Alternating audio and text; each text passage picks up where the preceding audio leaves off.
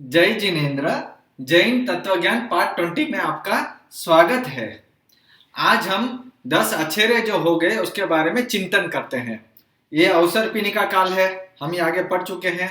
तो चौथे आरे में ऐसी ऐसी चीजें हुई जो जनरली होनी नहीं चाहिए थी या जनरली होती नहीं है, उसको हम अछेरा कहते हैं, या आश्चर्यजनक चीजें जो हो गई है, बोलते हैं ना सरप्राइजिंग, कैसा हो ही नहीं सकता है जो ऐसे हो गया, उसके बारे में हम थोड़ा चिंतन करते हैं। 10 ऐसी चीजें हुई है। सबसे पहला आदिनाथ भगवान के टाइम पे हुई है। आदिनाथ भगवान भी हम पढ़ चुके हैं। 500 धनुष की हाइट थी। अभी 500 धनुष की हाइट मतलब करीब करीब 850 मीटर तक होती है, प्लस माइनस बोल रहा हूँ अप्रोक्सीमेटली। किसी की बड़ी भी होगी, किसी की भी छोटी की भी होगी थोड़ी बहुत। अच्छा, जैसे आज सबसे बड़ा टावर देख लो तो बुर्ज खलीफा बोलते हैं, बिल्डिंग है 830 की है, डाउन टू टॉप। तो वो लेवल के हाइट के या उससे भी ज्यादा हाइट के तब आदिनाथ भगवान के टाइम में होते थे मनुष्य। अच्छा, तभी तो हम बोलते हैं ना, आदिनाथ भगवान तो 2 स्टेप में ही पालीताना चढ़ गए थे। तो पालीताना की हाइट कितनी है? करीब करीब 2200 की है। तो 2 स्टेप उनको लगता है चढ़ गए वो लोग, तो इतनी हाइट वाले थे। और जैसे आजकल डायनासोर बोलते हैं, डायनासोर थे इतने billions of millions of years के पहले। तो वो क्या है, उस टाइम की छिपकली समझ लीजिए। जब आज छिपकली है इतनी छोटी है, तो वो टाइम पे वो इतने बड़े मनुष्य थे और इनके छिपकली थी वो सब। ठीक है। तो वो टाइम पे 500 धनुष वाले 108 जीव एक साथ अष्टापद तीर्थ से मोक्ष में गए, जो कभी होता नहीं है। 108 जीव अष्टापद तीर्थ से एक साथ मोक्ष में गए, तो बहुत आश्चर्य की बात है ये। फिर दूसरी सुविधिनाथ भगवान के टाइम की है। सुविधिनाथ भगवान का जब निर्वाण हो गया, जब उनका शासन काल चल रहा था, और फिर शीतलनाथ भगवान 10 में जो शीतलनाथ भगवान है उनका शासन नहीं हुआ था, उनका जन्म अभी तक नहीं आया था, हुआ था, उनका शासन नहीं आया था। तो उस बीच में असंयति की पूजा होने लगी। असंयति मतलब जो ग्रस्त होते हैं, जो या श्रावक होते हैं, उनकी पूजा आरती और ये सब सम्मान और ये सब होने लगा, जो जनरली नहीं होता है चौथे आरे में। चौथे आरे में साधु की ही पूजा की जाती है, केवल ज्ञानी की ही पूजा की जाती है, अरिहंत भगवान की ही पूजा की जाती है। जबकि ऐसा हुआ, इसका मतलब मैं दूसरे जो धर्म के हैं, मत वाले हैं, वो तो स्टार्टिंग से है, अभी भी चल देख रहे हैं हम, उनकी बात नहीं कर रहा हूँ, उनकी तो होती रहती है। लेकिन जैनों में ऐसा नहीं होता है, जो जैनों में ऐसा हुआ चौथे आरे में। हाँ, ये एक बहुत आश्चर्यजनक बात हुई। फिर और एक बात आती है हरिवंश की, यही टाइम की कुछ है कि एक युगलिक, शॉर्ट में बोल रहा हूँ, एक बहुत बड़ी स्टोरी है कि एक युगलिक जो होते हैं वो साथ में जन्म लेते हैं, साथ में मरते हैं, और कल्पवृक्ष से उनकी सारी इच्छाएं पूरी हो जाती है। तो उनको एक देव आके बुरी जगह पे लेके गया और उनको 7 व्यसन की पूरी आदतें डलवा दी, और वो मर के नरक में गए। जनरली युगलिक मर के देव में जाते हैं, और ये मर के नरक में गए। ये भी एक आश्चर्य की बात है, ऐसा होता ही नहीं है जनरली, ऐसा हुआ। लेकिन चौथा आश्चर्य मल्लीनाथ भगवान के टाइम का आता है। मल्लीनाथ भगवान श्वेतांबर लोग उनको स्त्रीलिंग का मानते हैं, और दिगंबर शायद नहीं मानते हैं, क्योंकि उन्होंने उस स्त्री को ही नकार दिया कि स्त्री का मोक्ष ही नहीं है। वो दूसरा टॉपिक है, दूसरे प्रवचन में हमने डिस्कस कर दिया उसको। तो ये जो मल्लीनाथ भगवान स्त्रीलिंग का है, इसके पीछे भी बहुत बहुत गहरी स्टोरी है। उसके पिछले भाव में वो दोस्त लोग थे, सब 5-6 दोस्त लोग थे, और उन्होंने उनको छुपा के बहुत तपस्या की, और तपस्या के बल पे उनको तीर्थंकर नाम गोत्र का बंधन हुआ, कर्म का बंधन हुआ। तो कर्म है तो उदय में आना है, तो उदय में आया, लेकिन उन्होंने माया की थी, इसलिए उनको स्त्री भाव मिला। अभी माया की तो स्त्री क्यों मिला? हम तो स्त्री पुरुष सब एक है। मैं वो रेसिज्म में नहीं जा रहा हूँ। हाँ, लेकिन एक बात हमेशा याद रखना है कि नेचर ने पुरुष भी बनाया है, स्त्री भी बनाया है, और दोनों में कुछ क्वालिटीज ऐसी है जो दोनों को डिफ्रेंशिएट करती है, बिल्कुल डिफ्रेंशिएट करती है। हाँ, कुछ काम ऐसे हैं जो पुरुष ही कर सकता है, स्त्री नहीं कर सकती है। कुछ स्त्री ही कर सकती है, स्त्री में ही ऐसे गुण है जो पुरुष में नहीं है। स्त्री में जैसे ममता हो गया, दया हो गई, हाँ, कुछ भी हो। लड़का कितना भी गाली देगा माँ को पटाएगा तो पट जाएगी। हाँ, मीन्स उसको अच्छे से बात करेगा तो फिर से आ जाएगी। लेकिन पिताजी नहीं, ये गुण है एक। जेंट्स और पुरुष और स्त्री में ऐसे बहुत सारे गुण हैं जो अलग अलग करते हैं। कोई रेसिज्म मत लेना, कोई उल्टा मत पकड़ना। तो वैसे ही एक गुण है कि स्त्रीलिंग जो होती है, स्त्री, वो इतना घोर पाप नहीं कर सकती है कि उसको सातवीं नरक में जाना पड़े। सातवीं नरक में सिर्फ पुरुष ही जा सकता है, क्योंकि इतना क्रूर पाप कर सकता है वो।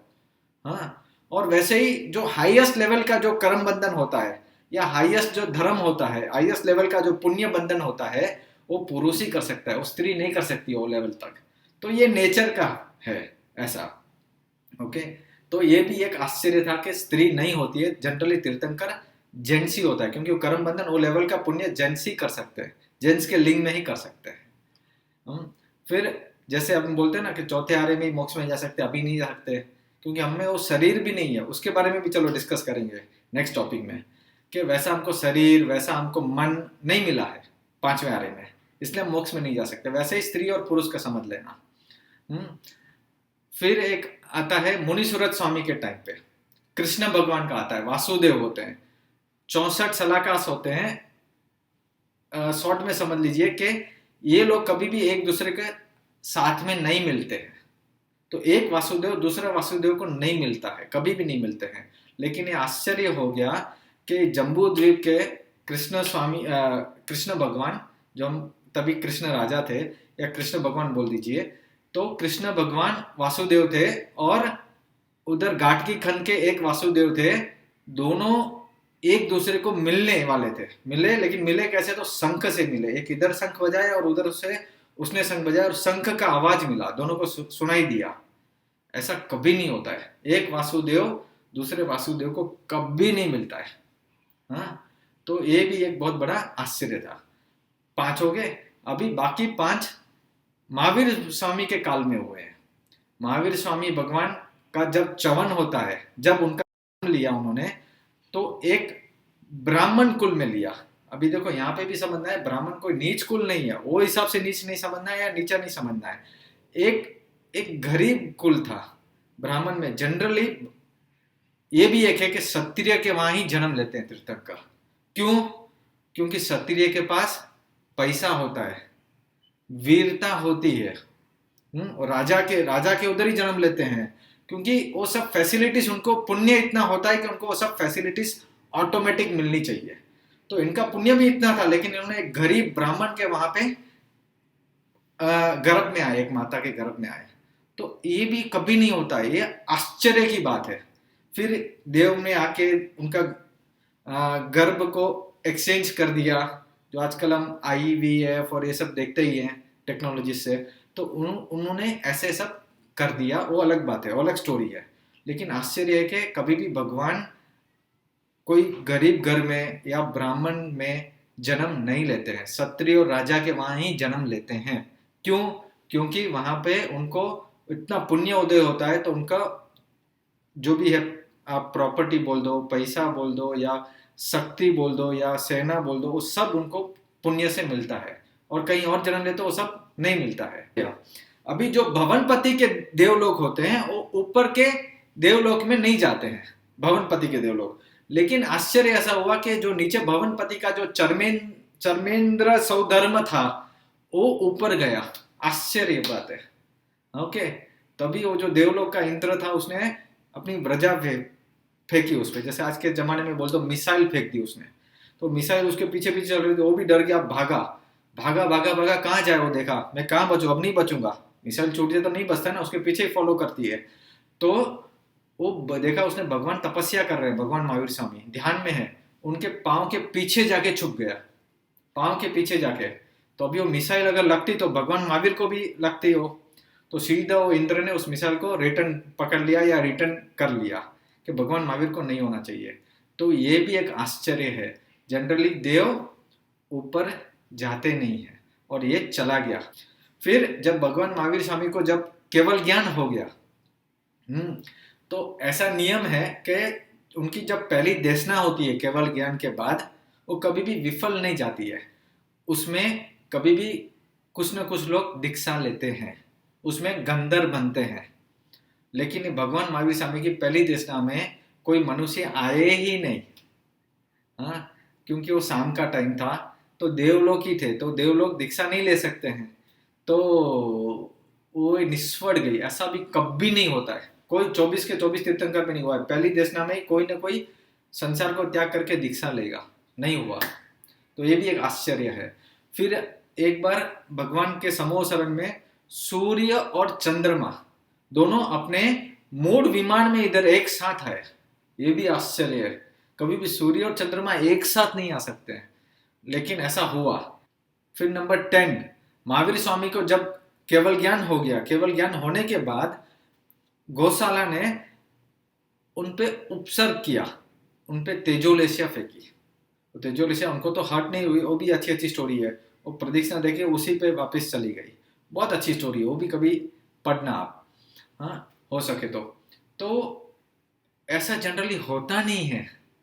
केवल ज्ञान के बाद कभी भी उपसर्ग नहीं आते हैं भगवान पे, उसके पहले जितने भी आ जाते हैं लेकिन उसके बाद में नहीं आते हैं। तो ये भी एक आश्चर्य है, शायद इसमें भी दिगंबर नहीं मानते हैं। देखो वेदनीय कर्म में अभी सिर्फ साता वेदनीय होती है, असाता वेदनीय का कर्म नहीं होता है। तो वेदनीय कर्म में भी 2 है, एक कर्म की ग्रंथ है तो बहुत बड़ा है।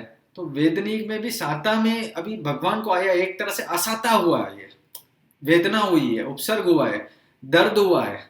जनरली भगवान को दर्द नहीं होता है, उनको तो चलो उनको तो वो साता में रहते होंगे, लेकिन ऐसे जनरली देखा जाए तो एक बीमारी जैसा कुछ हो गया ना, तेजोलेशिया फेंकी, शरीर काला पड़ गया, हाँ खून का सब निकलने लगा। तो ये सब जनरली नहीं होता है, तो ऐसा हुआ। लेकिन तो ऐसे 10 आश्चर्य है। तो ये सब पढ़ने के बाद हमको क्या फायदा है जानने के बाद?